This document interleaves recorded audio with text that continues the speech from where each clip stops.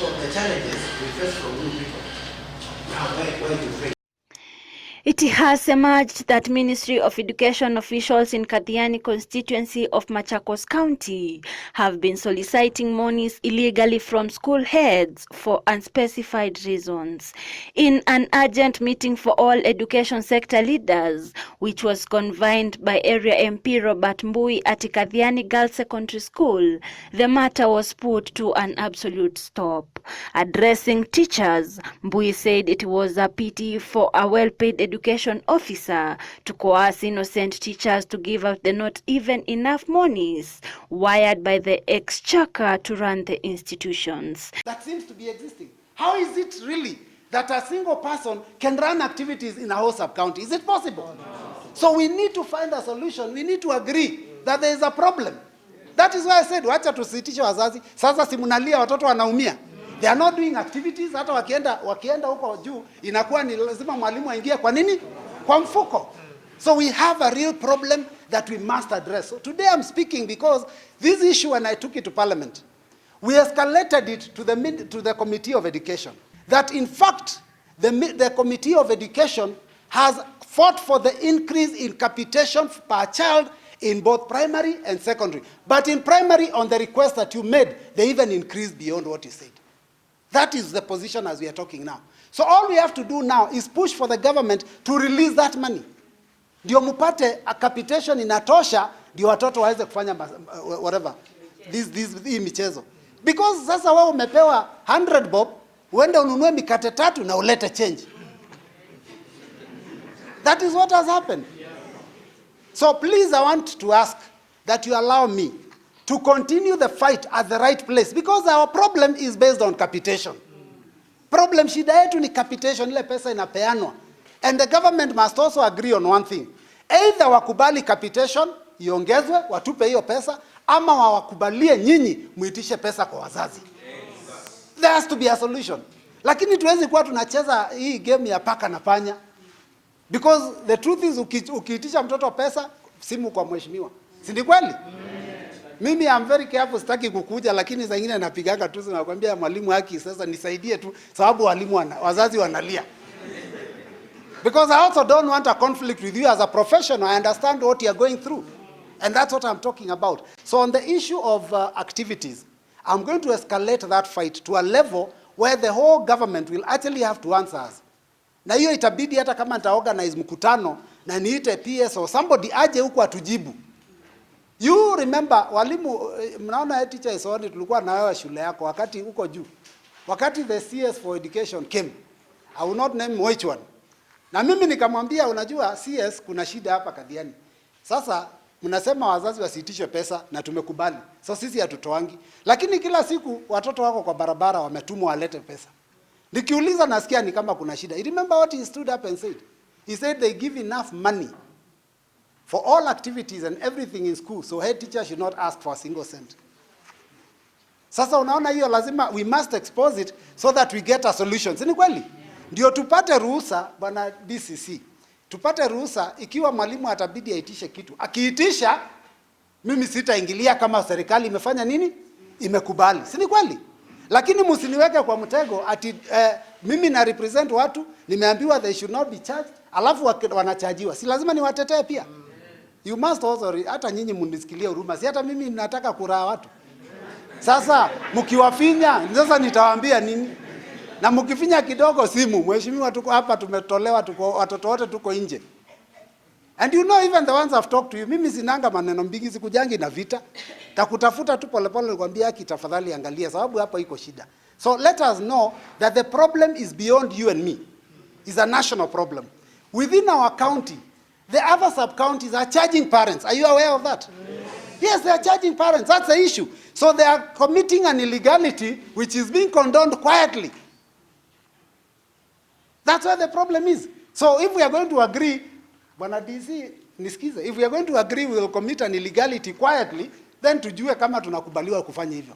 Because I don't also want to accept something, alafu kesho, tunajipata tuko kwa magazeti. You've seen the report that is ile ina circulate kwa social media ya shule yetu. It is hogwash, ni social media nonsense. Hakuna hata kitu, mtu amefutwa anakimbia kila mahali kusema hii shule ni mbaya, the management of the money is bad, na amekuwa yeye mwenyewe amekuwa basa kwa hiyo shule hiyo miaka yote. So imekuwa mbaya wakati umefutwa. Wakati ulikuwa accountant, mbona hukusema wakati huo? So me I understand, na hii siasa lazima tujichunge because politics is there, na watu wataingiza siasa ndani ya kazi zetu. Now, the other issue, today as I speak, allow me not to just speak as a member of parliament, but allow me to also speak as a teacher. Because much as we may sometimes seem to be in conflict, what you are doing and what I'm doing are for the same purpose. And this is an issue that you have raised. It's about support for the schools in terms of being able to do our activities as an institution. Now, this one, Bwana DC, allow me to say the truth about what I have observed, not in Kathiani, but the whole country, because this is a real issue. So the government is very clear that you are not supposed to seek any money from parents. And all of you know that. In fact, the only thing I keep doing is just emphasizing on the law that I know exists. Because that is what the government says. Don't ask parents for money. So I looked at, there are those we call low-lying fruits. I said, sports, why do we have to ask for money for sports? After all, let the government tell us how we are going to manage the sports. I went to the National Assembly and challenged the government on that issue through the Ministry of Education. And I asked this. It's like when I was in secondary school, I attended, when I got into Form 1. Let me use today's figures, Bwana DC, uone shida ile tuko nayo. When I walked into Form 1, kama sasa tuseme ni leo, a loaf of bread is 50 shillings.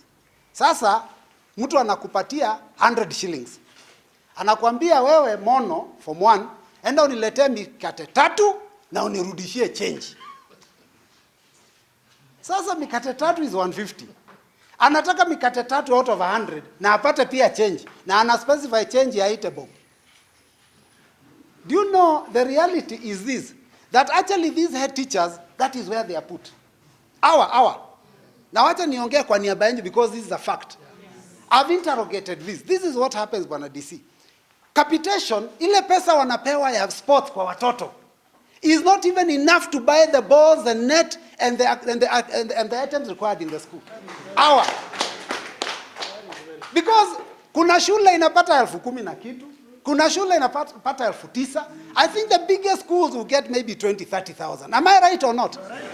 Because the capitation is simple. It's a certain small amount multiplied by the number of children. Then wanaambiwa hivi, Bwana DC, unisikiza ngari knows.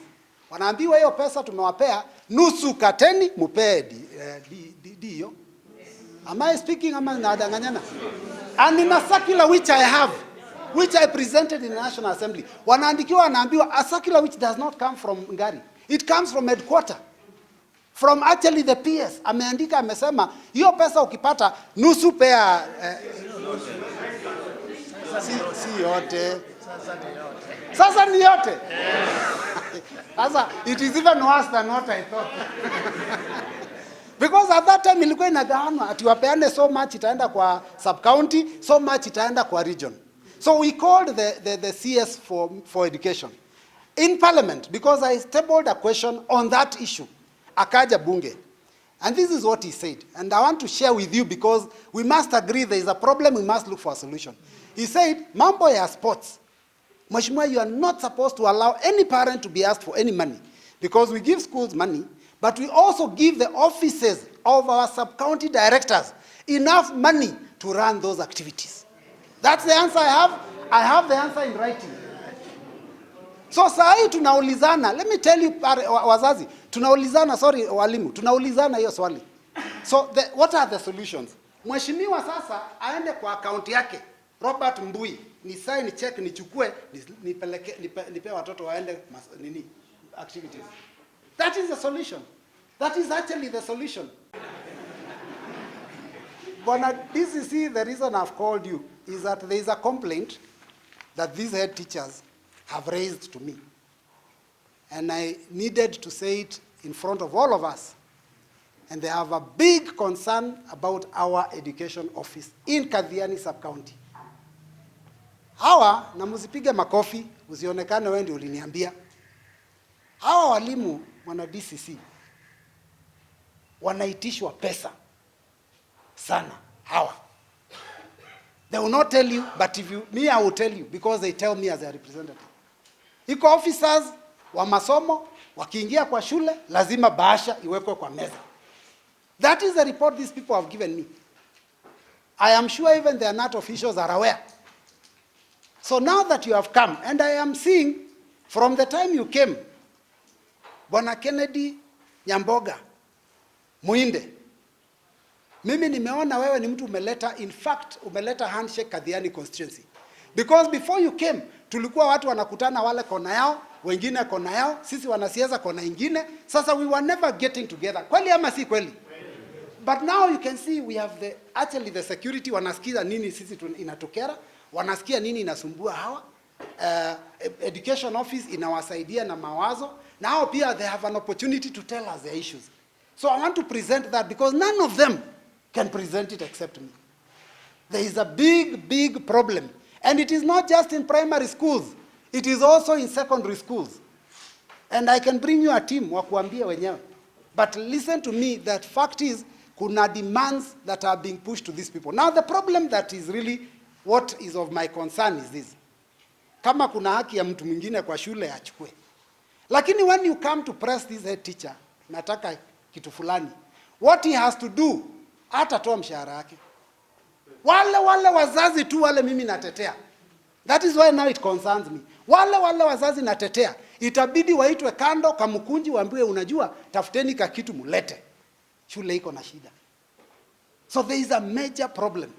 And you can address it. Have a meeting with the officials, whatever education office chaired by Ngari, and address that issue. Waambie hiyo concern. Because we don't want victimization. Staki isemekane huyu ndio aliniambia. The fact is, these people, they know what I'm talking about. Na kama nimedanganyana, then hakuna shida. Si ni kweli? If I have lied, there is no problem. That's a reality.